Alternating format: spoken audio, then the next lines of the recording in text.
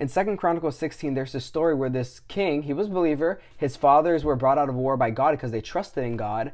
But when he got into a war and when an army rose up against him, instead of trusting in God and leaning on his God like he understood and how his father did, he ended up relying on his own strength and relying on other people to fight his battles. And because of that, he suffered constantly going through wars because he didn't trust in God.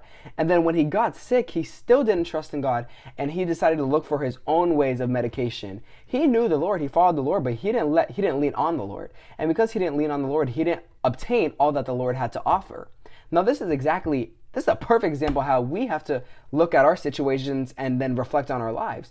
If we are not trusting God and leaning on God for all our situations, seeing what he has to say and giving him the final say, we're only going to get a worldly outcome, and we're only going to get a temporary and short blessed outcome. We're not going to get what we're meant to have if we keep relying on ourselves and not relying on the Lord. You may know who your God is, but if you don't lean on him and trust in him, you're not going to be able to reap what he has for you. So this is why we have to make sure at all times, throughout all things, we bring everything to God and know that he is the one that goes before us and that he is fighting for us and that he has everything in his hand. But if we take things in our hands and try to do things in our own strength and ability, we're only going to reap that same thing. We're only going to reap our ability response when we need a godly response. We need a divine overcoming power, not what we can bring, but what God can bring to us.